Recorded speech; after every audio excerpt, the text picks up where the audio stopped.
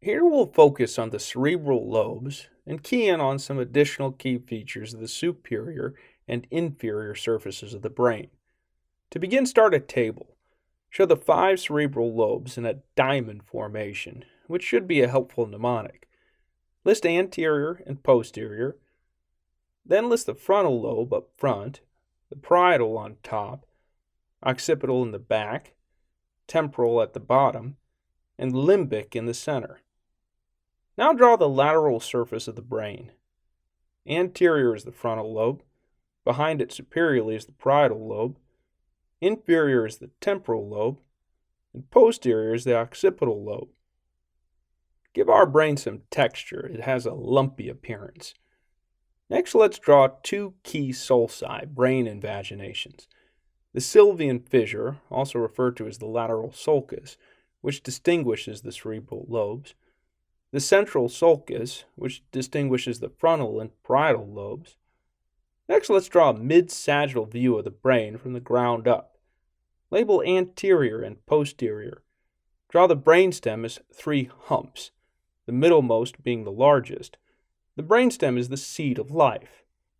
Within the brainstem, from superior to inferior, label the midbrain, pons, and medulla oblongata. Then attach the cerebellum to the back of the brainstem. Next, draw the diencephalon, and within it draw the thalamus. Then draw the C-shaped corpus callosum, a prominent white matter pathway. Now for the cerebral lobes. Begin with the limbic lobe, which surrounds the corpus callosum and diencephalon. Then draw the surrounding lobes of the brain. Again, the frontal lobe anteriorly, the parietal lobe behind it, and the occipital lobe posteriorly, and the temporal lobe inferiorly. Again, add some texture to our cerebral lobes. They have a lumpy appearance. Next, add the central sulcus, which distinguishes the frontal lobe from the parietal lobe, and the parieto-occipital sulcus, which distinguishes the parietal and occipital lobes. Now draw a superior view of the brain, the frontal lobe anteriorly, parietal lobe behind it, the occipital lobe at the posterior tip. Show that the central sulcus distinguishes the frontal and parietal lobes. Then show that the precentral gyrus, which is the primary motor cortex, lies anterior to the central sulcus, and the postcentral gyrus, the primary sensory cortex, lies behind it. It's always helpful to start our inspection of the brain with identification of these gyri, because we have 2 reliable indicators for them.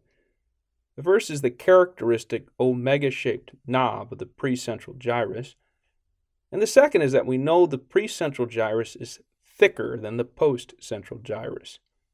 Next, draw an inferior view of the brain.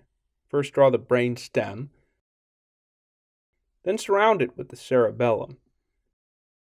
Next, draw the occipital lobe at the posterior tip, the temporal lobe, specifically its horns, the frontal lobe, its basal surface, and a few other key structures, the olfactory nerves, the eyes, which connect to the optic pathway. Delineate this pathway as the optic nerves anteriorly, the optic chiasm where they cross, and transition into the optic tracts. Draw the pituitary gland beneath the optic chiasm. It can grow up into and squash the chiasm, cause visual defect, and indicate the mammillary bodies, which are small but easily identifiable. This concludes our diagram.